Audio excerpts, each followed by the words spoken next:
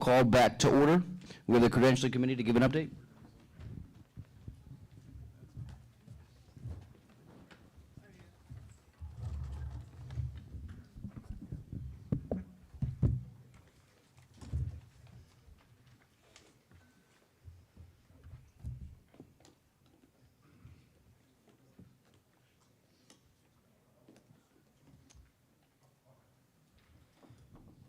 Thank you, Mr. Secretary. So as an update for credentialing, during the lunch period, we have credentialed 5 more members, bringing our total number of credentialed delegates to 67. So I would move to adopt the credentials report as amended. All right, we have a motion to update the credentialing report. Is we have a second? Any objection? Yes. Can we see the, there we go. 51, oh, I'm sorry, 34 would be a majority, 45 would 2/3, and 51 is 3/4. And without objection, we will accept. All right, the committee report is updated and accepted. Thank you. All right, so we will pick up, back up where we left off. At this point, we would recognize the minority report of the committee, if they'd like to make a motion to hear. Yes, thank you. Ken Krawchuk, Montgomery County. Mr. Chair, I'd like to make a motion that we would hear the minority report at this time. So we have a motion and a second to hear a minority report from the convention committee. I have it on good authority that this report would only take 5 minutes, but it's up to the body if you want to allow a minority report. If you so choose, we would hear from the minority report and they would present a substitute offering to the convention committee's proposals. So we'll take it up now. I'll open the floor for debate on whether to hear the minority report. Just a point of information. Earlier I had asked the... Yes, oh yes, yeah, it's proper now, yes. Okay. Earlier I had asked the question for the bylaws committee. It seems like it was like 6 months with, you know, a lot of work put into it. What was the timeline for the minority opinion and getting all of that formed? Thank you. Boy, I'm doing a lot of party history today. I guess this started when the new bylaws were originally being considered, what, 1.5 years ago. I went to the town halls. I was part of that. I made a lot of suggestions back then. One of the biggest suggestions that I made is that somebody should take the new bylaws and the old bylaws side by side and do a one-for-one comparison to see what was there and what wasn't there. Well, that was never done until earlier this month, well, last month now, in February, where I sat down and did a side by side and saw what the differences were. Now, in between, I was on the bylaws committee, which was authorized by this convention last year. I was at, I believe, all of their meetings. I've been involved with everything right on through here, offering suggestions. I guess I'm not sure, is that what you wanted to hear? What am I missing? Well, so how long was it in the formation of what you want to present here at convention? The new bylaws? Geez. Easily, it filled up many days. I could just tell you that the one that I have now, the summation that I have now, that took 2 full days of my time to put it together. Okay. Get the quotes from this bylaw, quote from that bylaw, what's the difference, everything like that. And one thing I'm really sorry about is that I submitted to the JC for their review, and there was not enough time to take into account all of their inputs. So it's not a JC authorized report or anything like that. But you presented it like that. Well, let's call back. Let's call to order. That is because of the bylaw that was cited. That's one of the problems. Gentlemen, let's call to order. I was answering his question. All right, I'll leave it at that. Yep. If there are questions, let's address them to the chair, and I'll address them to the body members. Yes. All right, yes, Nick Zasowski, Westmoreland. I'd like to just clarify a couple things, I guess. So what we're looking at right now is a majority vote whether to hear or not the minority report, right? Correct. Correct. That the motion on the floor is to hear the minority report. Right. So if that were to pass and we go into debate on the minority report after that, right? What would happen is we would allow the minority report to be presented, just as we allowed the convention report to be presented. And then what we would do is we would allow the minority presentment to be gone through and amended from the floor. Okay, and then, you know, we go through the minority presentment and we amend it, and then we would be presented with a question of whether to replace the minority report, replace the Yes. committee report with the minority report. The question at the end would be the question at the end would be whether to substitute the minority report for the convention committee's proposal as we just amended it. So it would be a one-for-one up or down replacement. And that vote would be by a majority of the body? Correct. Okay, and then following that vote, it would be a vote to adopt the report, right? Would there be a 2/3 vote to adopt the completed report after that replacement? It's not a true substitute because you have a set of bylaws right now that were just amended all morning. So if you hear the minority report and it is a revision, so you get to amend it as if you were adopting bylaws for the first time, and you amend it seriation, which is Top down. you know, top down, and then, and those are adopted by a majority, but then it would take a final 2/3 vote to substitute in Okay. brand-new bylaws that were revised for your current set of bylaws. Okay, so what we have is a current set of bylaws. Yes, you have bylaws So right at the now. end of this, if it fails, after we amend, if we hear it and it Then it amends, would- after it fails, if it fails by a lack of 2/3, we still keep You keep what you everything that just we We did. keep what we did this morning. Okay, that's what I wanted to clarify on Yeah. this. Yeah. So it would be a majority vote to hear the minority report. Then we would go through we would hear the minority report, go through the minority presentation and make amendments as the body would like. And at the end of it, it would be a 2/3 vote to replace what we just did with the proposal on the floor. Are we understanding? Okay. Yes. Mr. Chair, I rise in opposition of hearing the minority report. Just earlier today, actually, last year, we adopted the bylaws rewrite by 3/4 of the convention body.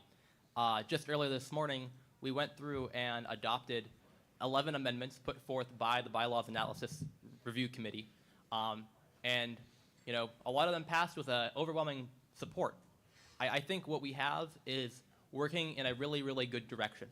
I think next year, with it being a bylaws-centric year, with hopefully we will have a strong bylaws committee to do even more rewrites, not more rewrites, more amendments, especially because now we have the experience of actually working with them for a year and starting now writing amendments. I think we're going in a really good direction.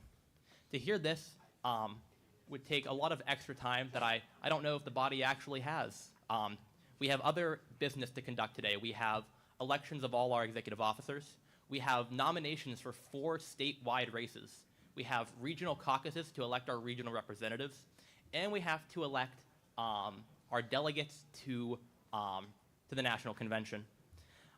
If we were to hear this minority report, as you said, we're going to have to consider it by seriation. So we're going to basically consider it article or section by section. And it's not quite ready. There are still amendments that need to be made to this to be able to make it adoptable. Some of the things that I have concerns about, for example, are that when this rewrite was being worked on, it was being worked on originally based off a separated constitution and bylaws, and then it was combined into one because a lot of members of the party want a single document, and that's sort of best practices. In doing so, I believe 2 sections from the Constitution were inadvertently omitted, which I think are important. They detail the terms of the Judicial Committee and include the protection that JC rulings can be overturned at convention. Additionally, the second section details the requirements to be an officer of the LPPA or on the Judicial Committee, being that you have to be a member of the party. Additionally, there is another section that I think really needs to be removed from the rewrite, Article 10, Section 6, Convention Finances states, after all expenses and revenues from the convention have been settled, 2/3 of the balance of the treasury shall be equally divided and issued to the recognized county and multi-county affiliates. This would be disastrous to the LPPA's financial position and really hinder us in some of the statewide activities we're looking to conduct. Those are just sort of a sampling of some of the things that I think are important. I'm gonna call that out of order at the moment because you're making proposals of a motion that hasn't been presented yet. I'm not making proposals. I'm speaking to proposals I would make if the convention body voted to hear the report. Oh, no, okay, I'll allow it, yeah. Thank you very much, Yeah. Mr. Chair. Yeah. Additionally, there are some things that we just added in that would be missing. For example, the limited committee representation that we just added into our bylaws would not be present in this rewrite, and we may want to add those in. That passed pretty overwhelmingly. Similarly, with the limited causes for recall, we may want to add that in. Additionally, there are some other parts of the bylaws that I think people really like about the current bylaws. For example, the current convention cycle of when we elect officers versus when we do bylaws and platform. It is different in this rewrite. There is a cycle, there are still 2-year terms, but it functions differently, and the way it's divided would, I believe, hinder the way that the party hopes to do trainings in odd years. And so if we were to hear the minority report, we may want to make an amendment to change that convention cycle to what the convention cycle currently is under the current bylaws, so we can continue to do those trainings that we talk about so much about. So that's just some of the issues. I think in summary, to hear the minority report, to want to adopt it, we would want to then do a lot of amendments, take a lot of extra time to do, and then at the end we would choose either this or the original. And so one of them, we wasted a lot of our time on completing. Thank you very much. Thank you. Yeah, after all that, I really, Can we get name and county? sure, Richard Schwartz. And after all that, I really want to hear the minority report. I think it's just the libertarian thing to do. Let's hear the report and we'll take it from there. Thank you. TJ Cozen, Bucks County. I rise in opposition of this. It's a complete waste of our time at this point with all the business that we have to do at this point. If we do this, we're not going to complete business by Sunday. We're not going to complete our agenda, and we're going to have issues where we're not going to be able to select candidates at this point. And I think as a party, our business is to put candidates forward for election, and our business is to make sure we have officers to represent the party. And that's what we need to do. We handled the pressing issues of the bylaws today. Let's just get through our business. Let's do what we did last year and actually finish our crap before Sunday. Thank you. Thank you. Are you speaking for or against? For. Okay, yep. Dominic Peroki, Lancaster County, speaking for. I just want to point out something that sounds like a hypocrisy to me, is that the Uniparty often doesn't let us compete in debates or news coverage for the same exact reasons that you don't want to listen to the minority report right now. So if we are true libertarians, we should be open to all ideas. You beat bad ideas with better ideas, not by squashing them from being heard in the first place. Thank you. Thank you. Yeah. Alicia Goodnight, Blair County. I just want to kind of echo what Reese had to say. This is not a bylaws year, and since this is not the exact bylaw that we had before, this is in essence a brand new bylaw that we have never had before. The convention last year made a committee to go through and fix the problems that we had. That is what they did. That is what we asked them to do. One person did not agree with that decision and has so unilaterally taken it upon themselves to write a brand new rewrite. That is not what we asked them to do. So I would ask that we stick with what we asked our committee to do and vote on that. Thank you. Thank you. Morgan Mogus, Butler County. I'm a similar sentiment to Reese. I feel like in a year where bylaws is not really the main focus of the convention, I think we should, I'm sure there's plenty of good in Ken's proposal, but I feel like it would be, I don't want to say, I guess for lack of a better term, a hindrance on the rest of the business. I'm sure there's plenty of good in it. It's just the fact that it's not a bylaws-centric year. That, and we'd be circling back to the very beginning of the day after all the work that we did today, going over, all these bylaws proposals. I think we should just save it for next year when bylaws is the main focus. Thank you. Thank you. Speaking against? Okay, yep. Roy, go ahead.